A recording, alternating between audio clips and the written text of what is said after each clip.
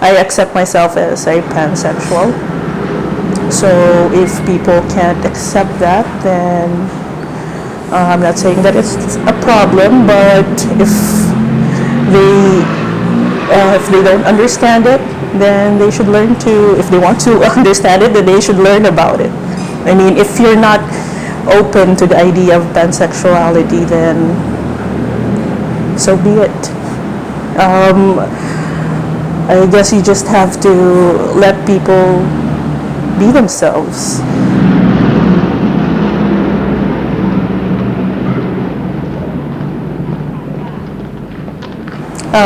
My name is Bex. I'm 37 years old, and I'm originally from Marawi City, and then I moved to Cagayan de Oro, and now I'm based in Cotabato City. I identify as pansexual. I've known for a very long time that I'm not straight. I mean, as early as 6 years old, I knew that something was different. When I was in high school, I already started experimenting.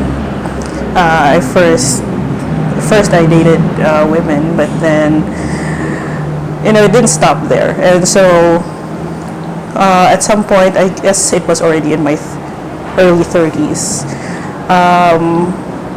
I decided that I don't confine myself in the gender binary. Yes, I had to come out. I think it was in my mid 20s. I think my dad already figured it out when he was still alive, when I was still in high school, but we didn't talk about it.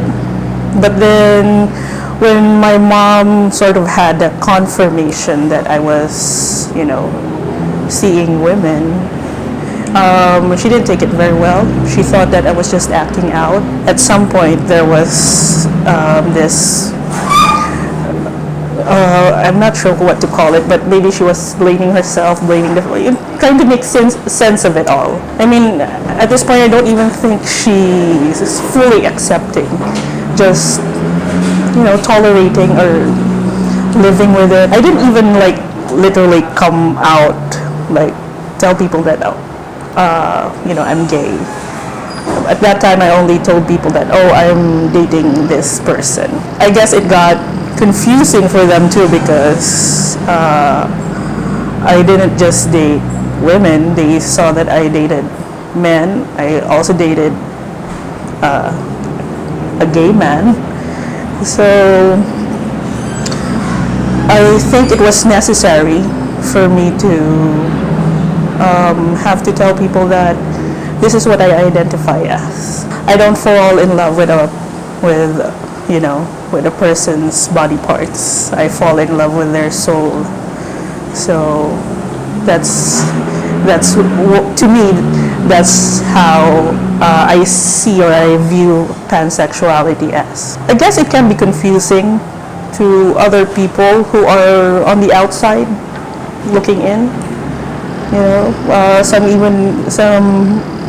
before, people would even tell me that I'm just being selfish, like I just want the whole buffet.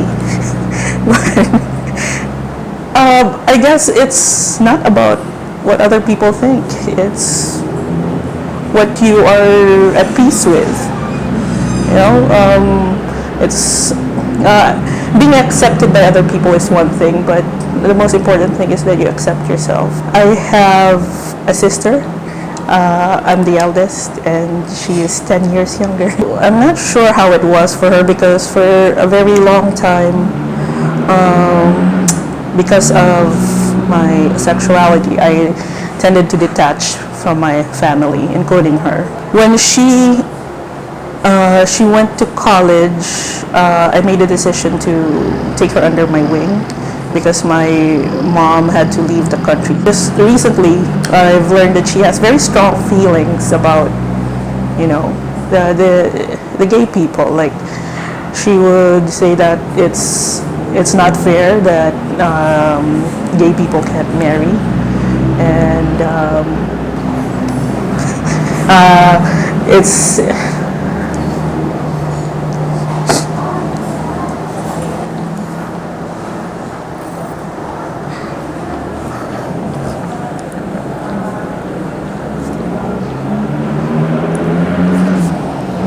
Well, she would say that it's not fair that gay people are having such a hard time. She understood that, how what my struggles were, growing up and having to somewhat look for a family elsewhere because I didn't feel like I was accepted in my own. You don't really feel like, you're free to tell everyone who you are. You don't really feel all the time that you're safe.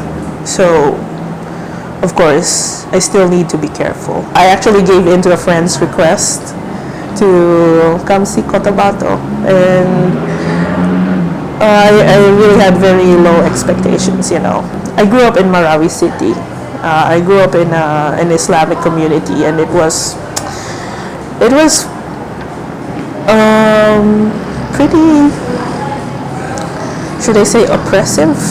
In that place, if you're non-Muslim, you're the minority, and you were not allowed to dress a certain way, speak a certain way.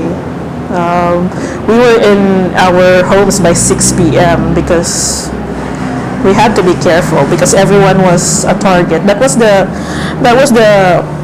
environment there. It was normal for us, but now that I've grown up, I'm realizing that it really wasn't normal. So that's why I had a bit of apprehension coming to Cotabato, because I didn't want to feel that, that confinement, that suffocation. But when I got here, it was actually very different. I was traveling, so I was just wearing short shorts. In Marawi City, everyone would look at you if you're wearing skimpy shorts. So, but here it was just normal for them. And also, what amazed me was that I saw a lot of gay people, like loud and proud gay people. I am a graphic designer and I work online, so I can take my job anywhere I go, which made it easier for me to move to Cotabato, just like that. Actually, coincidentally, like a couple of months later, I met someone on Tinder who coincidentally was living in Cotabato City. So we met up a month later in Cotabato City. And well, a month later I moved to Cotabato City. So that's how I ended up here. Right now, the LGBT community, the letters are growing and growing. So there's only just, right now they're just putting a plus on it. There are still people who need to feel like they're included, that they're part of this community, that it's not just for the ones that have the letters on it, on the acronym. My message to members of the LGBTQ++ community who are still trying to find themselves is that, you'll get there. It'll get better. I mean, just be happy. Don't overthink things. There are always people who will be there for you, but you have to also make an effort. Don't play a victim. There is so much in this world waiting for you, and there is so much that you can give. If they hate us, then it's their problem. Like I've always said, hate is a poison that you ingest. So if you have hate in you, you're harming yourself more than whatever it is you're hating.